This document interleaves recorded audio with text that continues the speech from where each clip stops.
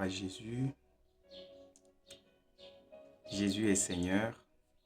Alors, comme chaque jour, vous allez voir que nous avons mis la famille en prière. Certes, de temps en temps, chaque dimanche, nous avons un live comme ça. Et ceux qui vivent avec nous ces derniers temps, ils ont compris que nous avons aussi un autre live que nous faisons comme ça, où nous disons Jésus est Seigneur. Jésus-Christ reste le même hier, aujourd'hui et éternellement. Alors par la grâce du Seigneur, aujourd'hui, je crois que je vais vous recevoir encore euh, ici, sur la Bible en main. Nous allons nous recevoir ensemble et nous allons bénir le Seigneur ensemble. Je vous crois bien portant et je crois bien portant tout le monde, mes frères et sœurs. Alors bonne année chez vous.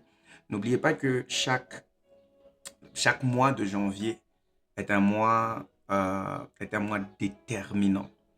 C'est un mois déterminant, un mois décisif qui a la capacité de changer beaucoup de choses dans les vies de plusieurs personnes.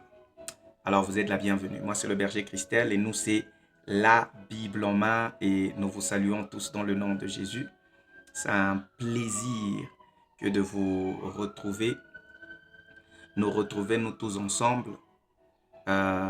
Aujourd'hui encore, par la grâce de Dieu, nous retrouver ensemble dans la présence du Seigneur.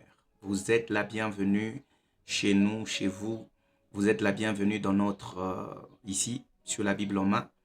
Alors, je salue tous ceux qui sont déjà connectés. Grâce et gloire soient rendues à l'Éternel notre Dieu. Si vous me captez bien, vous allez juste me mettre un petit oui, je vous capte bien, mais en attendant, je vais checker ça moi-même. Ok, j'ai l'impression que vous êtes bien connectés. Alors, que Dieu vous bénisse abondamment et bienvenue. Bienvenue à tous, bienvenue de partout où vous êtes. Vous êtes au Congo, vous êtes partout ailleurs. Je vous salue dans le nom de Jésus et j'aimerais vous recevoir parce que c'est important de vous recevoir. Bienvenue, bienvenue à tout le monde. Bienvenue à cet instant où nous allons penser à toutes ces personnes. Vous voyez, à un moment donné, nous venons, nous parlons, mais à un moment donné, nous devons venir, même dans les quelques minutes, juste prendre le temps de prier, prendre le temps de chercher le Seigneur, prendre le temps de dire à Dieu, Seigneur, nous sommes là pour toi et nous sommes là pour Seigneur, te chercher. Et surtout, cette année qui vient de commencer, nous n'allons pas la commencer comme ça. Voilà pourquoi tout ce qu'on est en train de faire au mois de janvier, c'est que moi j'appelle jeter les jalons. On met un peu on est en train de mettre ce qu'on appelle les fondements. Et sur base de ce fondement, chacun d'entre nous peut maintenant chercher comment il peut construire dessus. Parce que l'année a déjà commencé. Pour certains, ils rêvent encore. Je veux dire à une personne que l'année a déjà commencé. Avant toute chose, voulons donner à Dieu son honneur et toute sa gloire. La Bible dit quand vous priez, dites notre Père qui est aux cieux. Aujourd'hui, je veux que chaque fois cette année 2025, quand vous serez, que ce soit en famille ou seul, quand vous passerez par de moments compliqués, quand le vent se lèvera, lorsque la tempête, il va pleuvoir dans votre vie, lorsque vous verrez comme si vous êtes challengé à quelque chose, ne l'oubliez jamais. Cherchez un temps.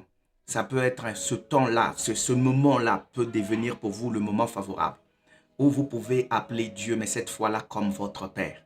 Mais votre Père qui n'est pas sur la terre, mais votre Père qui est dans les cieux. En d'autres mots, votre source qui est dans le cieux. En d'autres mots, votre fondement se trouve dans le cieux.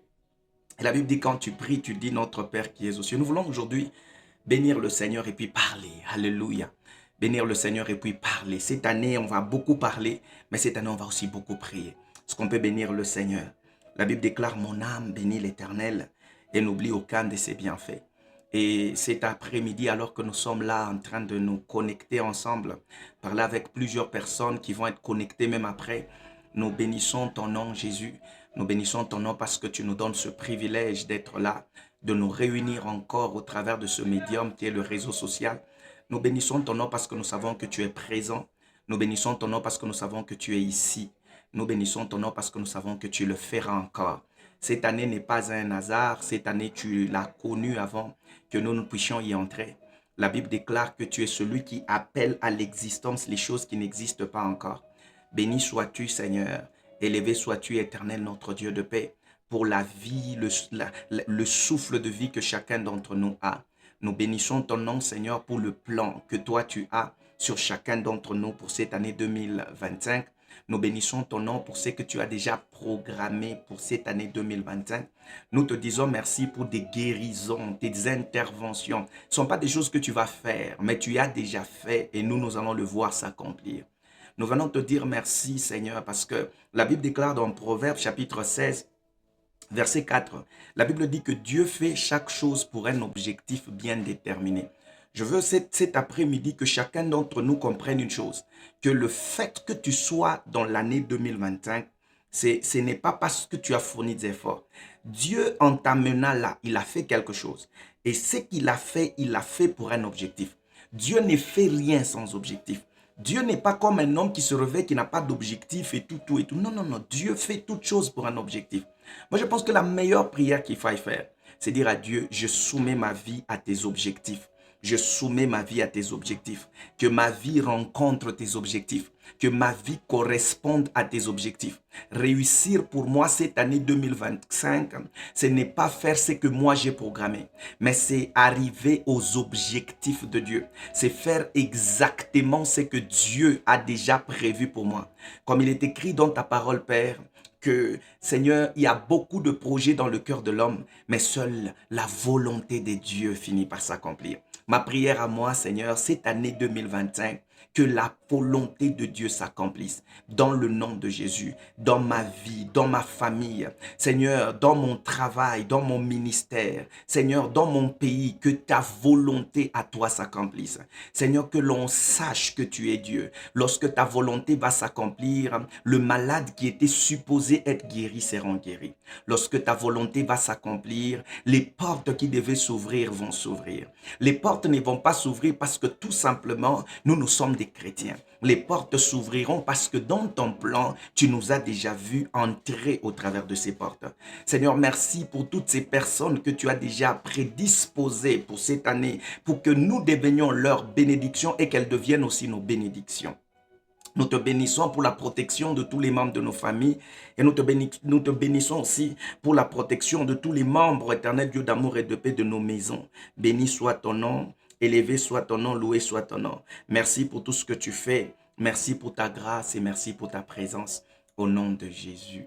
Écoutez, quand j'ai commencé à lire la Bible, je suis tombé sur un chapitre qui est Proverbe chapitre 2. On va le lire très rapidement. Proverbe chapitre 2. Et je pense que c'est très important. Vous voyez, quand vous lisez Proverbe chapitre 2, je veux le lire en français parce que ma Bible ici est en anglais. Je veux le lire en français. La Bible dit, mon fils, si tu acceptes mes paroles, si tu conserves mes préceptes au fond de toi-même, si tu prêtes attention, une oreille attentive à la sagesse, en inclinant ton cœur vers l'intelligence, deuxième chose, oui, si tu fais appel au discernement, troisième chose, si tu recherches l'intelligence, troisième chose, si tu la recherches comme de l'argent, si tu creuses pour la trouver comme pour découvrir des trésors, alors tu comprendras ce que veut dire révérer l'Éternel. Et tu apprendras à connaître Dieu. C'est que nous devons savoir que l'objectif dans la vie de l'homme, c'est qu'il arrive à connaître Dieu. La plupart d'entre nous, on n'arrive pas à faire beaucoup de choses parce que tout simplement, nous avons un problème, un déficit dans notre connaissance de Dieu. Si cette année, nous pouvons demander, mais la connaissance de Dieu ne vient pas parce que tout simplement nous avons prié. Il y a des choses qu'on doit chercher. Il y a des choses sur lesquelles on doit incliner notre cœur. La Bible déclare, mon fils, si tu observes mes préceptes au fond de toi-même. En d'autres mots, que Dieu nous aide cette année à être en face de sa parole, à méditer sa parole, à l'écouter, à entendre les choses qui sont cachées dedans. Pourquoi? Parce que la parole de Dieu, c'est la révélation, mais qui a juste besoin d'une explication. Que le Saint-Esprit de Dieu nous redonne cette année 2025. Je ne veux pas seulement que tu grandisses physiquement. Ma prière à moi, ce n'est pas que tu grandisses seulement physiquement. Il y a des gens qui grandissent physiquement, mais spirituellement, ils restent vraiment des bébés. dans l'âme, ils restent des bébés. Lorsque vous regardez ces personnes-là, vous vous rendez tout simplement compte qu'il y a un problème. Ma prière à moi est que nous puissions grandir spirituellement aussi, que nous puissions grandir émotionnellement aussi. Et la Bible déclare que lorsque nous allons conserver la parole de Dieu et aussi les placer au fin fond de notre cœur, pas dans nos têtes, mais dans notre cœur. Et puis, la Bible dit, si tu prêtes une oreille attentive à la sagesse, la première des choses pour laquelle on va prier. Cette année, je veux que tu pries. Je veux que tu pries pour ton mariage. Je veux que tu pries pour tes enfants. L'année passée, nous avons dit, vous ne savez pas combien de couples ont de problèmes parce que tout simplement, il manque un ingrédient qu'on appelle la sagesse. Vous ne savez pas combien de ministères ont été détruits parce qu'il manque juste un ingrédient qu'on appelle la sagesse. Vous ne savez pas combien de jeunes détruisent leur vie aujourd'hui. Lorsque vous regardez au fond, ce n'est pas Satan. Au fond, c'est le manque de sagesse. Nous pouvons prier, bien-aimés. La sagesse est une richesse. Quand quelqu'un est sage, partout où il y a la sagesse bâtit. Écoutez-moi très bien. L'année 2025 est là. Cette année 2025, parfois, elle est vide. Elle a besoin d'être construite. Elle a besoin d'être bâtie. Mais pour qu'on arrive à la bâtir, on a besoin d'un ingrédient. Cet ingrédient est appelé la sagesse. Est-ce que quelqu'un peut prier pour dire au Saint-Esprit, plus de sagesse cette année? Plus de sagesse dans mes décisions, plus de sagesse quand je parle, plus de sagesse quand je fais des choses, plus de sagesse, plus de sagesse. La fois passée, j'étais en train de dire, j'ai eu certains problèmes, même dans certaines églises, justement parce que je pouvais donner, j'avais une vérité à donner, mais la sagesse peut-être me manquait. Parce que la sagesse pouvait me dire quand il fallait le donner, à qui il fallait donner cette vérité-là. Alors, de temps en temps, j'avais la vérité, mais en donnant cette vérité, ça me créait de problèmes. Et tout le monde me voyait comme non, non, non, non. Celui-ci, c'est un rebelle. S'il veut se rebeller, pourquoi? Manque de sagesse. Nous tous, on a besoin de la sagesse. Cette année, plus de sagesse, c'est que tu peux prier. Plus de sagesse dans la vie de nos enfants. Plus de sagesse dans la vie de nos parents. Plus de sagesse dans la vie des serviteurs. Plus de sagesse dans la vie de ceux qui sont croyants. Plus de sagesse. Plus de sagesse dans la vie de tous les peuples congolais. Plus de sagesse dans la vie de tout le peuple africain. Plus de sagesse dans la vie de tout le peuple qui se trouve partout sur la terre. Plus de sagesse. Nous avons besoin de la sagesse. Nous avons besoin de la sagesse. Il est écrit que la sagesse divine, elle ne vient pas pour détruire, mais la sagesse divine vient pour bâtir. Là où il y a la sagesse, la femme sage bâtit sa propre maison, mais l'insensé la détruit de ses propres mains. Je ne veux pas détruire ma propre vie par manque de sagesse. Cette année, donne plus de sagesse dans nos ministères, plus de sagesse quand on veut répondre, plus de sagesse quand on pense, plus de sagesse quand on est devant les gens, plus de sagesse même quand on n'est pas devant eux, plus de sagesse. Nos enfants ont besoin de modèles de sagesse. Je veux être sage. Oh, je veux être sage. Quand je lis le livre de Job, je me rends compte que l'ami de Job était en train de dire à Job que je pensais que la sagesse venait avec la longueur, le nombre d'années. Mais je me suis rendu compte que ce n'est pas le fait d'avoir les cheveux blancs qui apporte la sagesse. Je veux dire à une personne, la sagesse vient de Dieu. Jacques est en train de dire, si tu manques de la sagesse, tu peux la demander à Dieu. Cet après-midi, je veux que tu pries encore plus de sagesse dans ta manière de faire les choses, plus de sagesse même dans ta prise de position. Il y a des gens qui se sont retrouvés dans des problèmes, pas parce que ce qu'ils voulaient dire était mauvais. Ils ne savaient pas qu'ils étaient enregistrés. Ils ne savaient pas. Nous sommes passés par là. Parfois, tu es devant, tu enseignes, tu prêches, mais il y a quelqu'un, tu vois quelqu'un avec le téléphone. Tu penses qu'il est en train de prendre l'enregistrement pour aller écouter après. Non, il est en train de prendre l'enregistrement parce que c'est quelqu'un qu'on a envoyé pour dire quand il va seulement commettre un mistake, en ce moment-là, on l'aura. Plus de sagesse. Plus de sagesse. Est-ce que tu as prié avec moi, Saint-Esprit, plus de sagesse dans ma vie? Cette année 2025, plus de sagesse. C'est vrai que de temps en temps, nous demandons, donne-nous l'argent, ouvre-nous des opportunités, donne-nous des gens. Non, plus de sagesse. plus de sagesse dans le nom de Jésus. Cette année 2025, plus de sagesse dans la vie de nos enfants, plus de sagesse dans la vie de nos maris, plus de sagesse. Demande la sagesse dans la vie de ton mari. Demande pour que ton mari soit rempli de sagesse, que la sagesse soit son ami. Quand si tu es sage, tu comprendras que c'est peut-être pas le moment de payer telle chose. Si tu es sage, tu comprendras que ce n'est pas parce que tout le monde est en train de faire que je dois faire. Ce n'est pas parce que tout le monde est en train d'acheter que je dois acheter. Plus de sagesse dans la gestion financière, plus de sagesse dans la gestion des conflits, plus de sagesse. Je prie, plus de sagesse. Plus de sagesse. Et il continue en disant, en inclinant ton cœur vers l'intelligence. Écoutez, l'intelligence ici, certes c'est l'intelligence pour connaître Dieu, mais c'est aussi l'intelligence dans tous les domaines. Je veux dire à une personne que quelqu'un qui a la connaissance, c'est une personne, écoutez, quand tu as la connaissance, c'est comme tu as la puissance. Un homme qui a la connaissance, il a le pouvoir. Tout celui qui connaît dans un certain domaine, on le cherchera. Cette année, je veux que tu pries pour toi-même, que tu pries pour tes enfants, plus d'intelligence cette année. Je veux être intelligent. Que Dieu augmente une dose d'intelligence, une dimension d'intelligence sur toi. À telle enceinte que quand les gens chercheront quelqu'un qui peut résoudre un problème, qu'on ne cherche pas quelqu'un d'autre. Même si c'est au milieu des occultistes, que Dieu t'accorde l'intelligence qui te distingue. Ma prière à moi est que le Seigneur nous accorde encore l'intelligence qui va faire à ce que même quand un roi a vu un rêve, aucun magicien autour de lui ne sera capable de donner l'interprétation de ce rêve. Mais celui qui a l'intelligence divine, celui qui a la capacité de sonder les choses d'en haut, celui qui a la capacité de pénétrer les profondeurs de choses. La Bible dit, on cherchera un Joseph. La Bible dit, on va chercher un Daniel. Je veux être le Daniel de ma génération cette année 2025. Je veux être ce Joseph de ma génération cette année 2025. Plus d'intelligence.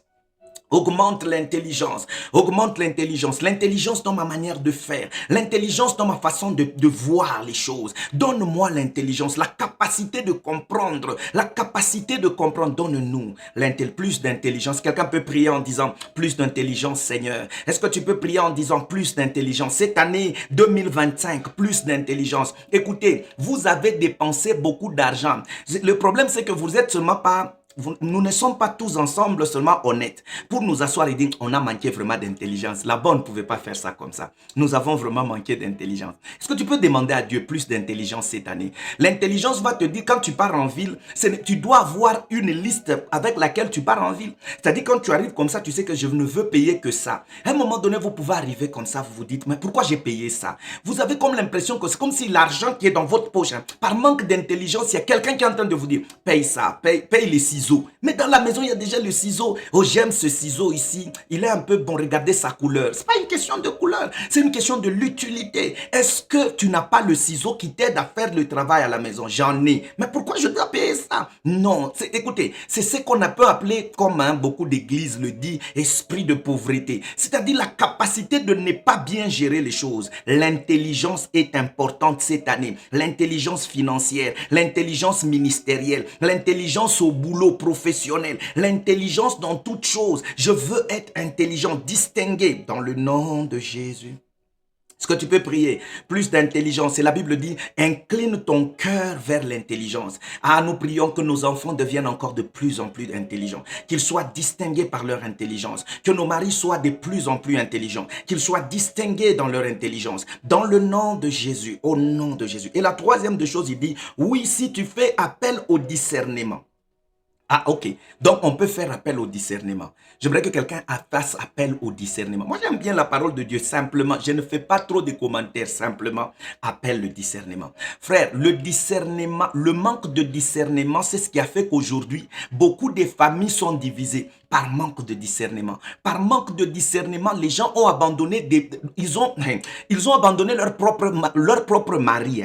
C'est-à-dire que tu n'as pas discerné. Le discernement, c'est la capacité de pénétrer là où tout le monde est incapable de pénétrer et de voir derrière ce qui est noir, ce qui est blanc. Est-ce que je peux répéter ça? Le discernement, c'est ta capacité spirituelle de pénétrer, les yeux spirituels que Dieu te donne, de pénétrer dans une chose que tout le monde peut négliger, mais toi, tu as la capacité de voir l'or derrière derrière la boue.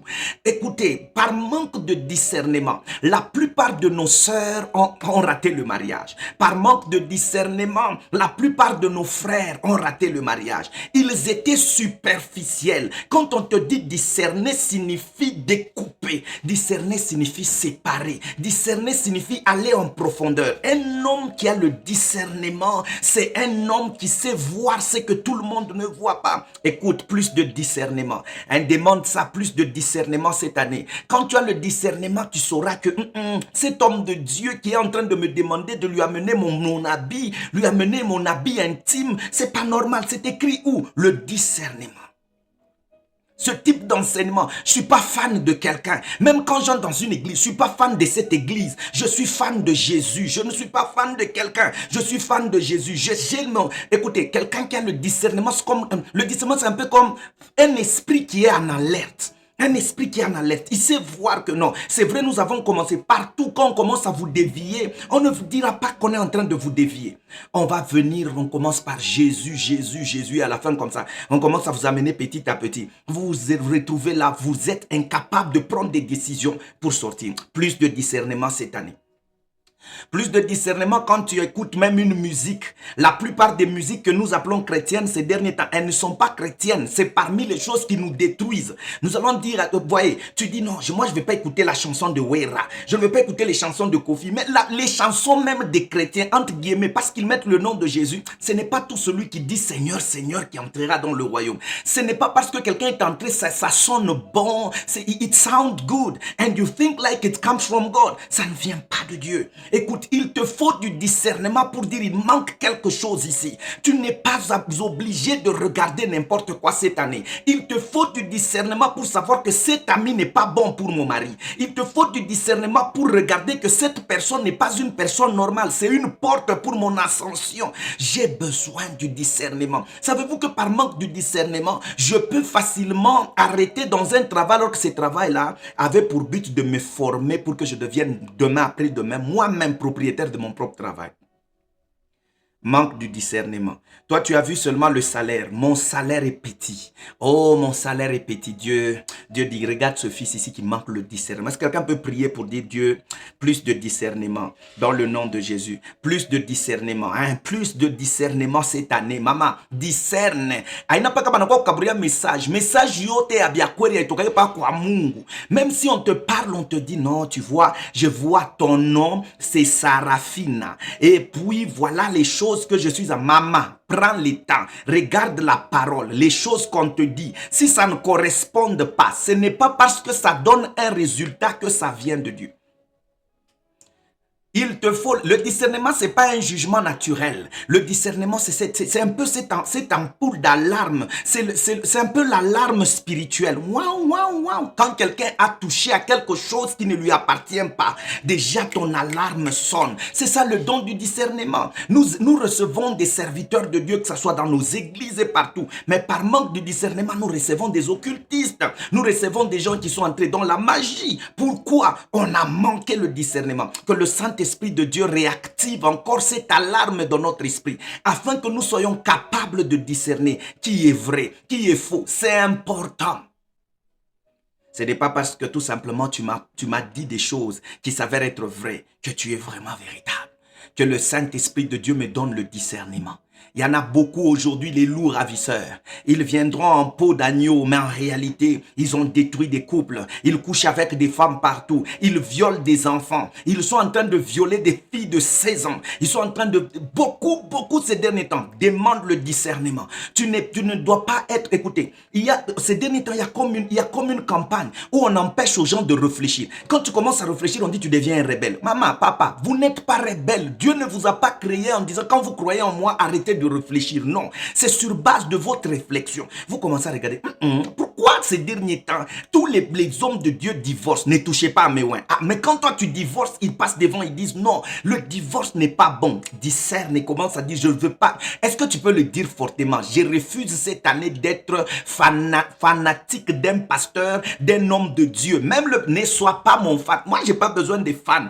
Commence à dire je refuse d'être un fanatique d'un homme de Dieu. Refuse ça.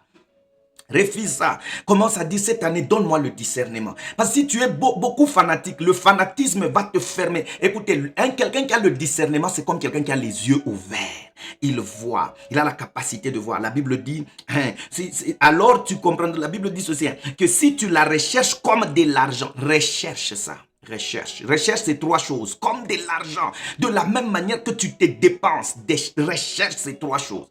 La Bible dit, si tu creuses pour la trouver comme pour découvrir de trésors, alors tu comprendras ce que révérer l'Éternel et tu apprendras à connaître Dieu. Cette année que Dieu t'amène à le connaître. Quand tu connais le Seigneur, les choses vont aller. Est-ce que quelqu'un peut dire Amen? Tu as prié, non? Plus de discernement cette année. Plus de discernement. Plus de discernement. Il faut que chaque fois quand tu traverses une année, pose-toi toujours la question, Seigneur. Pose-toi toujours la question, Seigneur, je suis là, je viens de traverser. Pourquoi? Il y a toujours quelque chose, il y a ce pourquoi pour lequel le Seigneur a voulu que toi tu sois là. Que tu entres dans une nouvelle année. Gloire à Dieu. Écoutez, on va prier avec quelqu'un. On va juste lui demander calmement. On va lui dire, conduis-nous. Tu sais, ton plus grand problème ou notre plus grand problème à nous tous, c'est qu'il y a des moments où nous pensons que nous pouvons réussir sans lui. Il y a des jours où nous pensons que j'ai comme l'impression que je peux réussir sans lui. Et on est conscient qu'on a essayé sans lui, ça n'a pas marché. Mais on se dit toujours, j'ai l'impression que cette année ici, ça marchera. Frère, si tu appliques les mêmes méthodes, tu as les mêmes méthodes, je te dis la vérité, ça ne marchera pas. Ça ne marchera pas. 1 Corinthiens chapitre 2, verset 6e. Je vais lire. La Bible dit, « Cependant, nous aussi, nous enseignons une sagesse aux chrétiens spirituellement adultes. » Ma prière à moi cette année, vous voyez, il y a trop de chrétiens, mais il y a des chrétiens qui sont enfants. Il y a des chrétiens qui ont refusé de grandir. Il y a des chrétiens qui ont refusé de croître. Cette année, ma prière est que tu arrives à croître. Cette année, ma prière est que tu croisses. Même Paul est en train de dire, Paul, je sème, Apollos arrose, mais celui qui fait croître, c'est Dieu. Parmi les choses que Dieu fait dans la vie d'une personne, c'est le faire croître. Tu ne peux pas rester dans les choses de Dieu. Toi, tu ne bouges pas. Alléluia. Toi, tu ne bouges pas. Non, non, non, non, non. Parmi les choses que Dieu peut faire dans ta vie, c'est de te permettre de croître. Il faut que tu arrives à grandir. C'est important. Alors, la Bible dit il y a des choses qu'on expose aux chrétiens spirituellement matures. On ne les expose pas aux enfants. Mais écoutez, la Bible dit, il ne s'agit pas bien entendu de ce qu'on appelle sagesse dans ce monde, ni de la sagesse de grand de ce monde. Non, nous exposons la sagesse de Dieu secrète jusqu'à présent, qui demeure cachée au monde. Écoutez, le monde ne connaît pas. Il ne faut même pas essayer d'argumenter avec le monde. Il ne faut pas être là, vous êtes dans des débats télévisés, vous êtes là, vous êtes avec les occultistes, vous voulez venir commencer dans des débats télévisés. Quelqu'un du monde ne peut pas comprendre la sagesse de Dieu. Quelqu'un du monde, il ne peut pas comprendre la sagesse de Dieu. C'est inexplicable pour lui. Mais le problème avec nous, c'est que nous voulons qu'ils comprennent. Nous voulons, la Bible dit que cette sagesse-là est secrète jusqu'à présent pour eux. Cachée au monde. Dieu l'avait préparé avant le commencement du monde en vue de notre gloire. Cette sagesse est là pour notre gloire. Il y a une sagesse que Dieu veut manifester, que Dieu a préparée pour notre gloire. Moi, mon problème n'est pas là. On veut prier. Aujourd'hui, on prie et puis je vais parler. Alléluia. Cette sagesse-là, les grands de ce monde ne la connaissent pas. Il ne faut pas regarder parce que quelqu'un a beaucoup d'argent et ma prière à moi que Dieu fasse de toi un grand. Cela ne veut pas dire que si tu as la sagesse de Dieu, tu ne seras pas grand. Que Dieu fasse de toi grand cette année 2025 au nom de Jésus. Être grand ne veut pas toujours dire que tu deviens millionnaire. Mais c'est possible que Dieu fasse de toi un millionnaire. Mais il faut que tu comprennes que être grand, c'est te distinguer dans beaucoup de choses. Et Dieu peut manifester au travers de ta vie que les gens puissent connaître que Jésus existe. Mais la Bible dit, comme dit l'Écriture, verset 9, « Il s'agit de ce que l'œil n'a pas vu et que l'oreille n'a pas entendu, ce que l'esprit humain n'a jamais soupçonné. » Non, non. Parfois, quand tu lis ce passage, tu t'arrêtes et tu prends le temps pour prier. Il s'agit de ce que l'œil n'a pas vu. c'est que l'oreille n'a pas entendu. C'est que le cœur, l'esprit de l'homme n'a pas soupçonné. Il y a des choses que jusqu'ici, les membres de ta famille n'ont jamais vues. Il y a des choses que ton œil n'a jamais vues. Il y a des choses que ton oreille n'a jamais entendues. Tu es spirituel, mais ton esprit n'a jamais soupçonné ces choses. La Bible dit, or, Dieu nous l'a révélé par son esprit. Oh, gloire à Dieu. Cette année, demande au Saint-Esprit. Hein, c'est lui là, la personne qu'il nous faut. On va dire au Saint-Esprit, cette année, fais-nous marcher dans la révélation. Alléluia. Fais-nous marcher dans la révélation. J'ai aimé un homme de Dieu qui disait toujours que quand on sert Dieu, au fait, on ne vient pas avec des choses qu'on essaye nous-mêmes de fabriquer. Non. On vient avec des choses que Dieu lui a préétablies pour que nous puissions maintenant les réaliser. Alors, la seule personne qui peut t'aider à voir ces choses, à bien servir le Seigneur, pose-toi toujours la question, est-ce que comme tu sers Dieu, est-ce que c'est comme ça que Dieu veut que tu le sers? Est-ce que c'est le modèle? Je ne dis pas que tu as copié, tu vois des gens faire, non. Est-ce que c'est le modèle qui est dans le ciel pour toi, pour que tu sers Dieu comme ça? Écoutez-moi, ce modèle-là, tu ne le vois pas dans un pasteur. Le pasteur, c'est son appel. C'est pas tel serviteur, c'est son appel. Mais tu as aussi ton appel. C'est le Saint-Esprit qui va te dire, toi, ta façon de faire, c'est comme ça.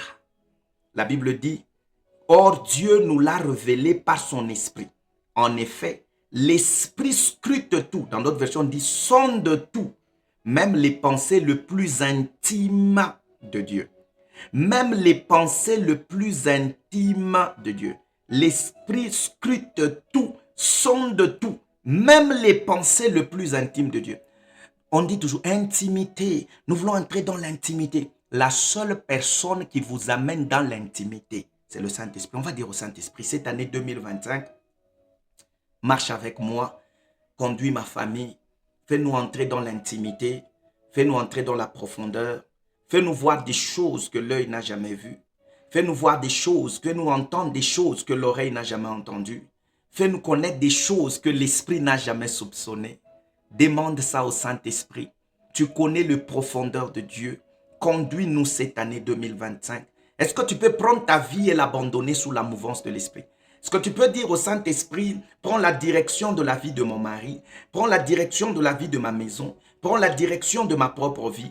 Enseigne-moi dans chaque étape, sois mon enseignant. La Bible dit, il t'enseignera toutes choses. Dis au Saint-Esprit, chaque chose que je rencontrerai, s'il y a un enseignement de Dieu, aide-moi à assimiler cet enseignement au nom de Jésus.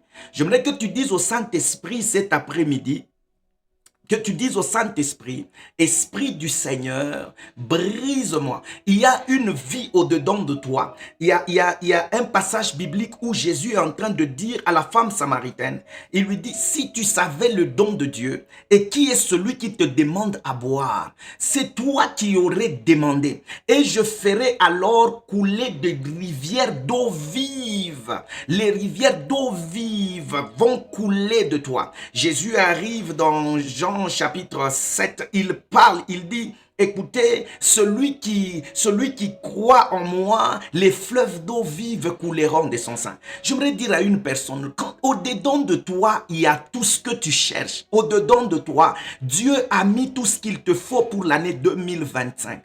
Mais tu ne peux pas voir ces choses si et seulement si je parle bien de ton extérieur, je parle de ton âme n'est pas brisée. Si l'homme que tu es n'est pas encore brisé, le brisement véritable, c'est ce brisement qui permet à la personne, à la réalité, à la richesse intérieure de s'exprimer. Je veux que cet après-midi que tu dises au Saint-Esprit, break it again, in the name of Jesus. Tu peux lui dire, est-ce que tu peux le casser encore? Tu peux les casser encore. Tu peux les casser encore dans le nom de Jésus. Dis au Saint-Esprit de Dieu, brise encore, brise encore. Il y a un orgueil qui doit être brisé dans le nom de Jésus. Il y a tellement cet homme intérieur qui t'empêche de vivre la réalité de tout ce que Dieu avait déjà placé au-dedans de toi. Dis au Saint-Esprit, brise dans le nom de Jésus. Jésus. Une bouteille, je ne sais pas, de parfum, lorsqu'elle est tellement telle qu'elle a toujours, lorsqu'il n'y a pas de brisement quelque part, vous ne saurez pas qu'à l'intérieur, il y a une bonne odeur. Je viens dire à une personne que cet après-midi, il y a possibilité que cette année 2025, que nous dégagions l'odeur, la véritable odeur des enfants de Dieu. Nous sommes l'odeur, le parfum du Christ, et nous émettons l'odeur partout où nous passons de la connaissance de Dieu, dans le nom de Jésus. Ce n'est pas juste un passage biblique, mais c'est une vérité dans notre vie. Partout où tu passes, partout où mes enfants passent, dans ma maison, qui est l'odeur du Christ, brise-nous dans la maison cette année 2025, afin que ce qui est au-dedans de nous se dégage, afin que ce qui est au-dedans de nous se libère, dans le nom de Jésus. Il y a des dons spirituels au-dedans de toi qui sont bloqués par la peur. Il y a des dons spirituels au-dedans de toi qui sont bloqués par le doute. La peur et le doute sont totalement managés par ton âme. Dis au Saint-Esprit, brise cela. Que tu sois brisé dans le nom de Jésus. Que tu sois brisé dans le nom de Jésus. Il a fallu que le corps du Christ soit brisé pour que son esprit sorte, afin que nous puissions recevoir tous ensemble le Saint-Esprit de Dieu. Commence à dire, brise encore. Autour de toi, il y a des gens qui ont besoin de voir Dieu. Autour de toi, il y a des personnes qui ont besoin de vivre tellement l'action de Dieu. Mais une chose est vraie, il faut que toi, tu sois brisé complètement. Dans le nom de Jésus, que tu sois brisé complètement, que la chose, la paix de Dieu qui se trouve au-dedans de toi commence maintenant à se manifester au nom de Jésus-Christ de Nazareth. Que quelqu'un dise Amen. Est-ce que quelqu'un peut dire Amen? Alors, parce qu'on a prié pour cette année 2025 et le mois de janvier, nous sommes en train, nous, de parler sur ce qu'on appelle Genèse. Mais aujourd'hui, ça c'est sur WhatsApp et Telegram. Et ce soir, cette nuit, par la grâce de Dieu, on sera là encore. Moi, je ne peux pas vous quitter sans qu'on ouvre un peu la Bible, parce que la Bible, on ne peut pas prier sans Bible. Bon, on doit toujours avoir la Bible avec nous. Je veux lire un passage biblique et puis par après, on va y mettre 2 points, 2 mots, 3 mots. Et après, on va passer. Gloire à Dieu. Je suis dans 2 Rois chapitre 5. 2 Rois chapitre 5. Je vais commencer à partir du premier verset. La Bible dit, Naaman, le général en chef de l'armée du roi de Syrie, n'oubliez pas, la Syrie, ce n'est pas en Israël, c'est vraiment pas en Israël, donc c'est-à-dire, Naaman était un païen, c'est-à-dire un non-juif. La Bible dit, était un homme que son maître, le roi de Syrie, tenait en haute estime, auquel il accordait toute sa faveur, car par lui, l'Éternel avait accordé la victoire aux Syriens. Par lui, qui avait accordé la victoire? L'Éternel. L'Éternel. Oh, c'est que même un général syrien, un païen, pour qu'il ait la victoire, c'est l'Éternel qui lui a accordé la victoire. J'ouvre une parenthèse en disant, arrête de penser que tous ceux qui réussissent ne réussissent seulement parce qu'ils ont touché au fétiche. Non. Tous ceux qui réussissent ne réussissent pas seulement parce qu'ils ont touché au fétiche. Tous ceux dont le mariage marche, ce n'est pas parce que la femme est partie chercher un féticheur. Non. La Bible dit Naaman là, ce n'était pas un juif. Naaman, en d'autres mots, c'est comme qui dirait que quelqu'un qui n'est même pas chrétien, mais qui n'est pas aussi dans les choses occultes. Vous voyez? Mais Dieu là, Dieu l'aide à réussir. La Bible dit, l'Éternel lui donnait la victoire. Il n'avait pas de victoire par lui-même. Je ferme la parenthèse. En d'autres mots, mets juste dans ta tête que Dieu c'est le père de croyants. Moi, je n'aime pas même parler des chrétiens, parce que les chrétiens là, c'est le monde qui doit nous appeler nos chrétiens. Les chrétiens, quand je commence à regarder les chrétiens, parmi les gens que je fouille trop ces derniers temps, ce sont les chrétiens, pardon. Les chrétiens ont des... Regardez la manière dont les chrétiens insultent la femme Tamar sur les réseaux sociaux. Regardez les chrétiens dont insultent, je ne sais pas, le prophète Sikatène. Regardez les chrétiens, comment ils ont insulté le pape. Regardez les chrétiens. Ce sont les chrétiens. Donc l'autre vient, il dit, je suis chrétien. L'autre vient, écoutez-moi très bien. Cette appellation-là, je mets d'abord de côté. Nous, là, nous sommes des croyants d'abord. Nous avons cru au message du royaume. Et nous sommes des croyants. Que le monde nous appelle chrétiens, oui, on accepte. Mais pas nous-mêmes, là, nous sommes des croyants. I'm a believer. Alléluia. Je suis un croyant. Alors, en tant que croyant, il est important que tu saches que Dieu est notre Père. Il est le Père de croyants, mais il n'est pas le Père de tout le monde. Mais Dieu est le Dieu de tout le monde. Est-ce que je peux répéter ça? Dieu est le Dieu de tout le monde. Que tu le veuilles ou pas, Dieu est le Dieu de tout le monde. Chers, entre guillemets, chrétiens, arrêtez de penser que Dieu ne peut pas aider un homme comme quelqu'un que toi tu connais. Tu dis, celui-ci, il est tellement dans le péché. Dieu peut l'aider. Écoutez, c'est sa créature. Le fait qu'il y a créateur, créature, Dieu peut aider cette personne. Et j'aimerais que nous qui nous suivons sur la Bible en main, essayons de fournir un effort spirituel pour comprendre que ce n'est pas nous qui jugeons comment Dieu doit répondre aux gens. C'est Dieu qui répond aux gens comme il veut. Parce que si tout dépendait à notre époque ici, on pouvait effacer ça. L'Éternel lui a donné la victoire. Nous, on pouvait effacer. Comment Dieu peut donner la victoire à Kofi Olomide? Comment Dieu peut donner la victoire à un homme que nous tous on sait que non, celui-ci n'est pas vraiment chrétien comme nous les chrétiens on pense?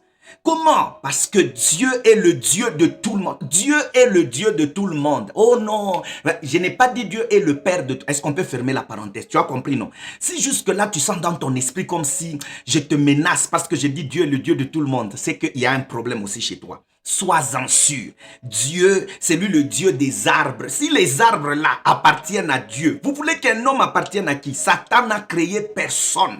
Dieu est le Dieu de tout le monde, mais il n'est pas le Père de tout le monde. Allez, on continue. L'Éternel lui avait accordé la victoire aux Syriens. Hélas, ces valeureux guerriers étaient lépreux. J'aime la Bible. La Bible dit ces valeureux guerriers. C'était un homme de guerre. C'était un homme qui pouvait aller dans des conquêtes. Mais la Bible dit, mais ces valeureux guerriers étaient un lépreux. Note ça, c'était un lépreux. Or, au cours d'une incursion dans le territoire d'Israël, des troupes des pillards syriens avaient enlevé une petite fille. Si c'était dans ma Bible, je souligne rapidement, une petite fille. À présent, elle était au service de la femme de Naaman. Elle n'était pas au service de Naaman, elle était au service de la femme de Naaman. Note ça, c'est important. Un jour, elle dit à sa maîtresse, si seulement mon maître pouvait aller auprès du prophète qui habite à Samarie, cet homme le guérirait de sa lèpre. Naaman répéta au roi les propos et tout. Nous allons au verset 7. Quand le roi d'Israël eut pris connaissance du contenu de cette lettre, il déchira ses vêtements et s'écria, suis-je devenu Dieu, moi? Est-ce que je suis le maître de la vie et de la mort? Souligne cette phrase. 2025, tu dois entrer avec la compréhension. 2025, il est important quand tu pries. Tu ne pries pas parce que tout le monde prie, maman. Tu pries, tu fais 4 minutes en prière, mais avec compréhension, understanding. You know what you are saying. You know your God. Unamuyua Mungu, na unakilo unasema. Et puis unaomba, unaisha. Mtu mwate mwingine kale mo 4 heures du temps, mais ashiwe bile kunaomba, shimuywe Mungu. Utona kio wa 3 minutes Mungu atakusaidia. Est-ce que mina sema sikomba 3 minutes bule? Hapana. Mina sema, hata kama utapitisha 4 heures du temps, passe 4 heures du temps, mais en connaissant le Seigneur. Pour que cet homme me demande de guérir quelqu'un de sa lèpre. Reconnaissez donc et voyez qu'il me cherche querelle. Lorsque Élisée, l'homme de Dieu, a pris, je dis aux hommes de Dieu, cette année 2024, soyez de solution quand même pour le peuple de Dieu. Cette année 2025, pas 24, cette année 2025, soyons de solution pour le peuple de Dieu. Quand Élisée apprend, je prie que les Élysées puissent apprendre quelque chose. Quoique, quand nous sommes en train de... Ici, je suis juste dans la doctrine et dans la connaissance, c'est tout. Je ne suis pas sur le plan prophétique. Sinon, sur le plan prophétique, Élisée est l'image du Christ, il n'y a pas de problème. Mais ici, je suis sur le plan de la connaissance, afin que nous puissions tous ensemble comprendre et avancer. Alléluia. Alors, Élisée apprit que le roi avait déchiré ses vêtements. Il lui fit dire, pourquoi as-tu déchiré tes vêtements? Que cet homme vienne donc me voir et il saura qu'il y a un prophète en Israël. C'est ma prière. Que vous voyez, la guerre qui est à l'est là, ma prière à moi, on a beaucoup de prophètes au Congo, non? Que réellement, que les prophètes puissent dire, par exemple, que le président vienne voir le prophète afin que la guerre prenne fin, pour que le monde entier sache qu'il y a des prophètes et des véritables prophètes au Congo.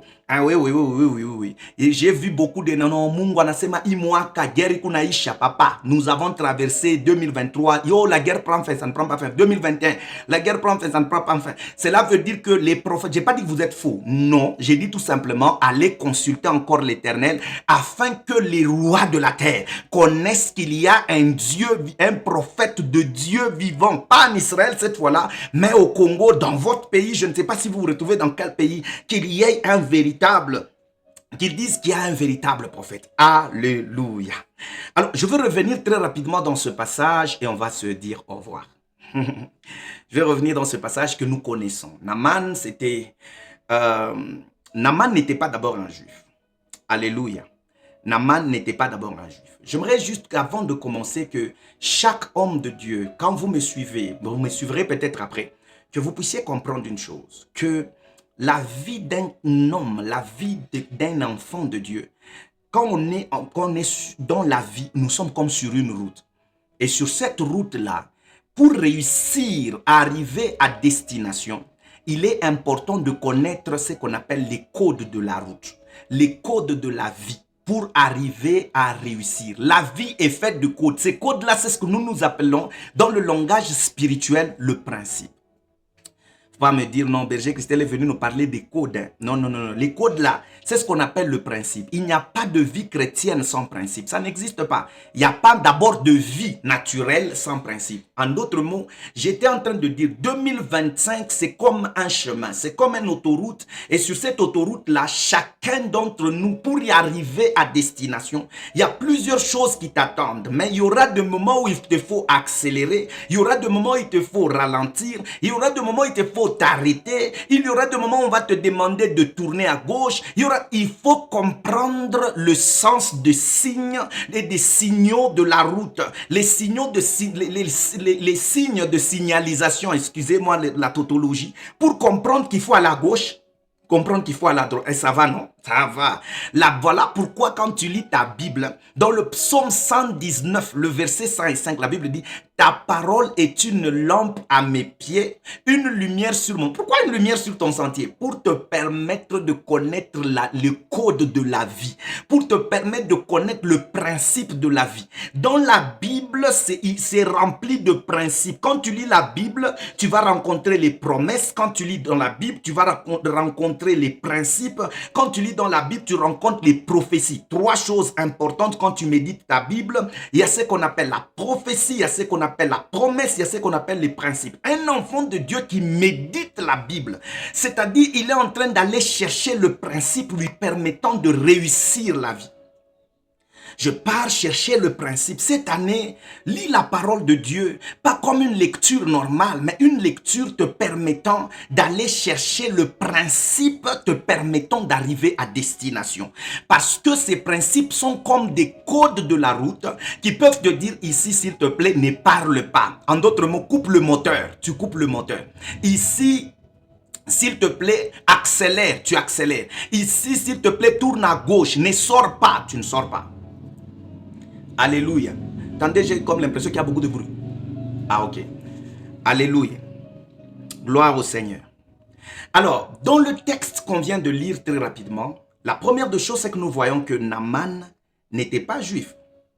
La Bible commence par nous présenter un homme, un militaire, qui a un grand titre. Un militaire, mais aussi un conquérant. Quelqu'un qui n'était pas seulement conquérant, mais à cause de ce prouesse, il était considéré par son roi. Un non-juif, un conquérant, un militaire qui était respecté par tout le monde et même le roi le prenait d'une grande estime. Mais la Bible nous parle qu'il avait quelque chose. Il avait quelque chose sur lui. Il avait ce qu'on appelle la lèpre. Alléluia. Il avait ce qu'on appelle la lèpre. Et quand nous commençons à prendre juste ça et on ouvre une parenthèse, nous allons nous rendre compte que la Bible a voulu nous présenter un homme, mais cet homme a des qualités. On commence par regarder les qualités de cet homme. un chef d'armée, un conquérant, et puis estimé. Mais la Bible nous présente aussi quelques côtés négatifs, ou soit un côté négatif de cet homme. La lèpre. La lèpre n'était pas extérieure, mais elle était à l'intérieur. La lèpre, il pouvait la cacher par l'habit qu'il pouvait porter. Mais il savait lui-même qu'il avait la lèpre. Il savait qu'il avait la lèpre. Écoutez-moi très bien, j'ai compris seulement que dans la vie de tous les jours, l'homme naturel, l'homme que nous sommes, n'a pas que de mauvais côtés. Non.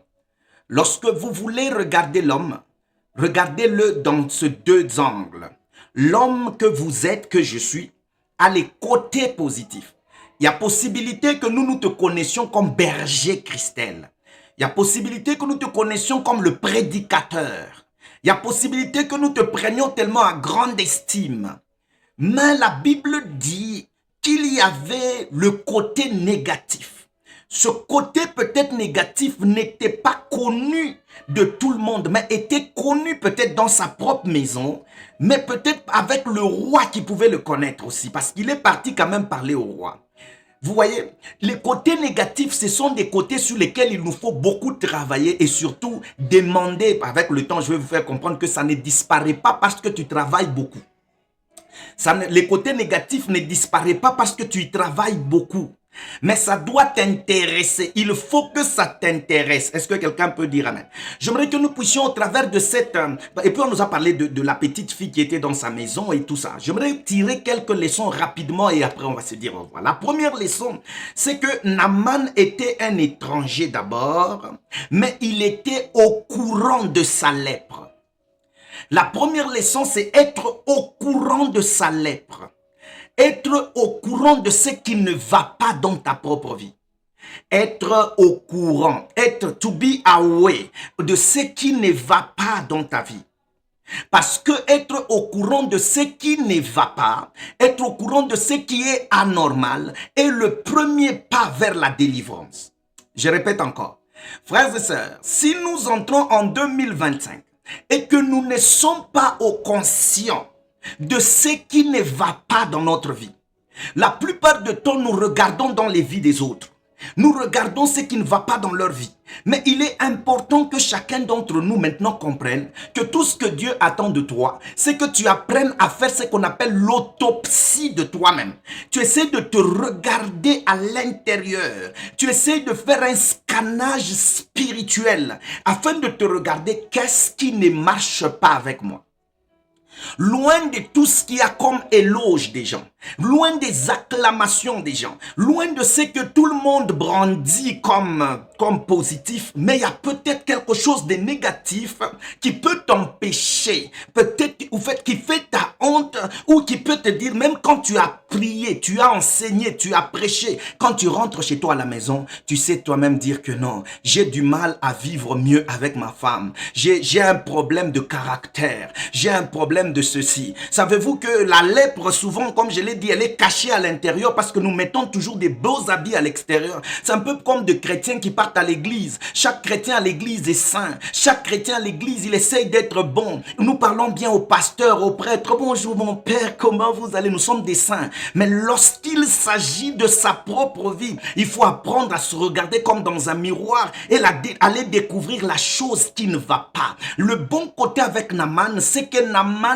était au courant de sa situation. Vous voyez, vous pouvez parler avec quelqu'un, vous lui dites, écoutez, pour qu'il y ait un changement dans ta vie, il faut d'abord que tu découvres, que tu sois au courant de la chose qui ne va pas. Qu'est-ce qui ne va pas dans ta famille? Qu'est-ce qui ne va pas dans ta propre vie? Au lieu d'abord de regarder ce qui ne va pas dans la vie de l'autre, qu'est-ce qui ne va pas? Qu'est-ce qui fait que ça ne marche pas? Qu'est-ce qui fait qu'après que les gens acclament, mais tu as comme l'impression que même s'ils ont acclamé, mais j'ai l'impression que chez moi, ça ne marche pas toujours. Naaman découvre d'abord ce qui ne va pas. Naaman, sois d'abord au courant de ce qui ne va pas. Alléluia. Gloire au Seigneur. Le premier pas de la délivrance, vers la délivrance, c'est ta capacité à voir, à connaître, à réaliser, à être conscient de ce qui ne va pas. chers chrétiens. Bon, lorsque vous avez l'impression que tout va bien, oui, c'est vrai. Mais à un moment donné, checkons-nous et regardons, la lèpre peut se situer où? Quelle est cette situation qu'on ne veut pas que tout le monde connaisse? Quelle est cette situation qu'on ne veut pas que tout le monde voit? C'est cette situation-là qui constitue pour toi la lèpre. Alléluia. C'est cette situation qui constitue pour toi la lèpre. Gloire au Seigneur. Gloire au Seigneur. Quand la chose anormale commence à devenir normale dans ta vie, les chemins du changement deviendront tellement difficiles. En d'autres, je vais essayer de me répéter. Lorsque ce qui est anormal, tu commences à les considérer comme normal pour arriver à une délivrance, ça va être très difficile. Ça ne sera pas simple. Voilà pourquoi, même si c'est quelque chose pour laquelle tu t'es tellement battu, considère ça toujours comme anormal jusqu'à ce que tu trouves une solution. Est-ce qu'on peut passer? Deuxième leçon. Naaman a ramené une petite fille. La Bible n'a pas dit il a amené une fille. La Bible dit il a amené une petite fille. Il a amené une petite fille. Et est-ce que par hasard, non, je me suis posé la question, pourquoi seulement cette petite fille-là? En d'autres mots, elle était petite. Quand on parle de la petitesse, on peut parler de quelque chose qui est négligeable. Nous savons, nous tous, que de temps en temps, nous négligeons tous les petits qui sont tout autour de nous. Parfois, nous oublions que Dieu, la solution de Dieu peut passer par ces petits-là. Écoutez-moi très bien, Dieu est un grand stratège. Je l'ai dit au début, Dieu fait chaque chose pour un objectif bien déterminé. Dieu a placé, c'est Dieu qui a occasionné que cette petite fille se retrouve pendant ce temps-là dans la maison de Naaman. Pour Naaman, c'était comme une servante de sa femme. Mais selon les yeux de Dieu, c'était la porte de la guérison de Naaman. Écoutez, tout dépend de comment tu vas considérer les personnes que Dieu va envoyer dans ta vie et dans ta maison cette année. Il y a des gens qui ne sont pas que des gens. La Bible dit, en recevant des gens, certains ont reçu des anges. Je veux dire à une personne, écoute-moi, cette année, il y a possibilité que tu reçoives un ange dans ta maison. La Bible déclare que cette petite fille est arrivée. Si Naaman pouvait la considérer seulement comme une fille ordinaire, mais dans le plan de Dieu, cette petite fille était la porte, la clé à la guérison de Naaman. Alléluia. C'était la clé à la guérison de Naaman. J'ai même pris un principe là-bas. Je me suis dit, Dieu passe souvent, ou la plupart du temps, Dieu passe toujours pour résoudre nos problèmes au travers des gens. Dieu passera toujours par quelqu'un. Ne néglige pas l'homme que Dieu a placé dans ta vie. Ne néglige pas cet ami que Dieu a placé dans ta vie. Ne néglige pas cette femme que Dieu a placée dans ta maison. Dieu passera toujours, Dieu passe toujours. Écoutez, quand vous lisez la Bible, c'est là que vous vous rendez compte que quand Dieu veut résoudre un problème, l'homme devient son matériel didactique. L'homme devient l'instrument qu'il utilise pour aller délivrer. C'est Dieu qui devait délivrer Israël. Il pouvait le faire, il est puissant, tout puissant. Mais la Bible dit, il est passé par Moïse pour délivrer Israël. Pourquoi Moïse? Est-ce que Moïse, tu es tellement intéressant pour que Dieu vienne chez toi? Non, parce qu'il y a un principe. Dieu passe toujours, ou le plus souvent, par quelqu'un. Mais quitte à nous d'identifier quel est le type de personne qui vient d'entrer dans ma vie. Il y a des gens, quand ils entrent dans votre vie, voilà pourquoi on a demandé le discernement. Être capable de dire, cet homme c'est un ange, cet homme c'est une porte, cet homme c'est ceci. Il y a des relations, la plupart d'entre eux, s'il y a des choses sur lesquelles on doit beaucoup travailler, c'est sur les relations. Nous avons un problème relationnel chez les chrétiens. Dieu n'a pas besoin toujours d'utiliser quelqu'un de ton église. Dieu, écoutez, cette fille n'était pas syrienne, cette fille était d'Israël, cette fille n'était pas syrienne, elle n'était même pas de sa famille. Dieu n'a pas besoin d'utiliser quelqu'un de ton église pour t'aider. Dieu n'a pas besoin d'utiliser toujours un chrétien pour t'aider. Dieu utilisera n'importe qui. Quand il veut faire quelque chose, il peut utiliser un arbre pour que tout simplement toi, tu puisses trouver la guérison. La Bible déclare, si vous ne m'adorez pas, je dirai à ces pierres ici, ces pierres vont se lever, ils vont m'acclamer. Je veux dire à une personne, Dieu cette année est sur le point d'envoyer quelqu'un dans ta vie, mais ouvre les yeux. Ouvre les yeux afin de discerner le type de personne qui entre dans ta maison et dans ta vie. Que quelqu'un dise Amen. En d'autres mots, ne néglige personne. Nous sommes dans une génération des gens qui négligent tout le monde. Ne néglige personne. Ce n'est pas parce qu'il ne fait pas partie de toi. Voilà pourquoi moi je ne suis pas trop d'accord avec ces histoires d'église, église. Moi je ne suis pas trop d'accord avec ça. J'aime l'église locale, mais cette tendance de nous amener à nous haïr entre nous, c'est comme si quelqu'un de tout le monde de ta famille deviendra toujours catholique, c'est que c'est compliqué. Si tout le monde de ta famille doit devenir toujours pentecôtiste, c'est compliqué. Dans ta famille, tu acceptes qu'il y ait des catholiques, de pentecôtistes, des églises de réveil, de méthodistes, parfois, même des occultistes, ils sont là. Mais comment tu ne peux pas, en tant que chrétien, comprendre que Dieu peut utiliser quelqu'un de quelque part pour venir seulement t'aider? Tout dépend de Dieu qui l'envoie, pas d'abord de toi. Maintenant, l'autre côté, c'est que toi, tu dois être capable de discerner qui est dans ta vie. Tu peux chasser quelqu'un qui est la solution de Dieu pour ta maladie. Il suffit qu'il vienne seulement, qu'il te parle comme ça, ta maladie prend fin. Parce que c'est au travers de cette petite fille que cette solution est venue. Il y a des gens, c'est au travers de, vous voyez, c'est comme la porte. Ce sont des portes. C'est au travers d'eux que telle solution peut arriver.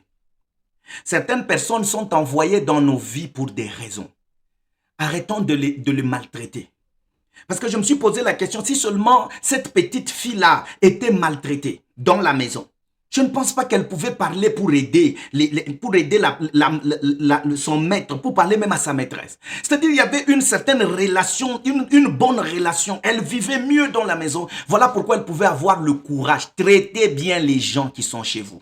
Traitez bien les gens que vous employez. Traitez bien les gens qui viennent, par exemple. Il peut être là, il vient seulement pour peut-être torchonner, balayer. Traitez-les bien. Certaines personnes ne viennent pas pour détruire vos maisons. Certaines personnes viennent pour être de solution de Dieu afin que votre maison puisse trouver une grâce et une délivrance. Si cette petite fille était maltraitée, elle ne pouvait pas parler.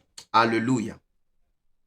Et il est très important que nous puissions donner de l'importance. C'est comme ça que j'ai tiré des leçons. Apprenons à donner de l'importance à toute personne. On ne sait jamais. Même quelqu'un qui t'a tellement fait du mal, apprends à pardonner, redonne-lui encore son importance. C'est très, très important. Gloire au Seigneur. Donnons de l'importance. Alors, je me suis posé seulement la question. Pourquoi cette fille était dans la maison? Pourquoi cette fille était dans la maison? Cette fille, la raison était que cette fille n'était pas là pour donner la solution, mais cette fille était là pour donner une direction. J'ouvre une parenthèse en disant, chers frères et sœurs, il y a toujours une raison pour laquelle vous vous retrouvez aussi quelque part. Nous parlons d'autres personnes, mais nous parlons aussi de vous et de moi. Soyons aussi cette image de cette fille-là. Quand on est quelque part, qu'on soit comme ces gens-là, comme cette fille capable de donner une direction. Chers chrétiens, aujourd'hui le problème c'est que Dieu ne nous a pas placés là où nous sommes pour que les gens ne s'arrêtent que à nous. Non, la fille ne voulait pas que le maître puisse s'arrêter seulement vers elle. Mais la fille voulait montrer à son maître la direction. La direction, la direction. Elle était là pour montrer la direction. Le rôle d'un chrétien, c'est de montrer la direction. Voilà pourquoi on dit, vous êtes une lumière, une cité située au-dessus d'une montagne. La direction.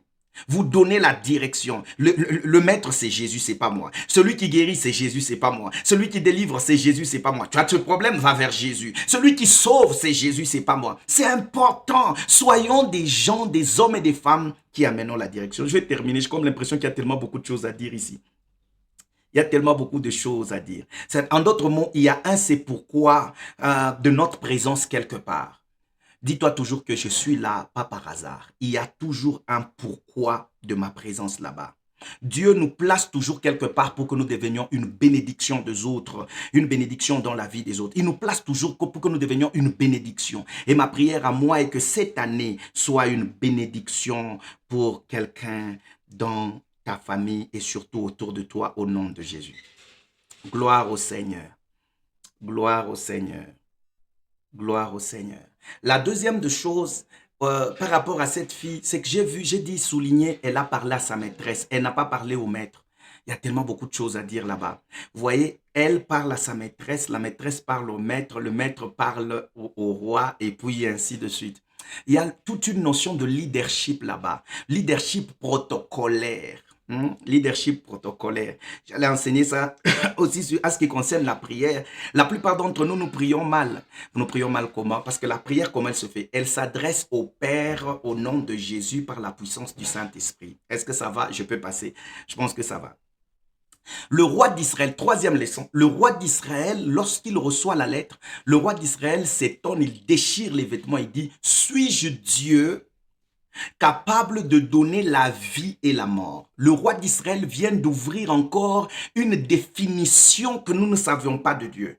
Que quand tu marches avec Dieu, alors tu comprends que, qui est Dieu? Dieu, mon Dieu, est le seul capable de donner la vie. Il est le seul capable aussi de donner la mort. Alléluia. Il donne la vie et il donne la mort. He is the only one. C'est le seul capable de donner la vie et la mort. Et je finis avec avant de terminer, je peux prendre Élisée. Et Élisée a dit qu'il vienne. Faut pas déchirer tes vêtements. Dites à ce général de venir. Il saura qu'ici, il y a un véritable prophète. Je l'ai dit en ouvrant là. J'ai dit cette année, par la grâce du Seigneur, le véritable prophète, on le sait le voir par le fait qu'ils arrivent à donner des solutions par la grâce de Dieu. Ils donnent des solutions et des directives aux hommes. Ils donnent des solutions de Dieu aux hommes. On saura qu'ici, il y a un véritable prophète. Alléluia. Par la solution que cette personne aura, alors tout le monde saura qu'il y a un véritable prophète. Au-delà de ce prophète, il y a un Dieu vivant. Alors, je finis avec Naaman. Vous voyez, j'ai sauté parce qu'on a pris beaucoup de temps. Naaman.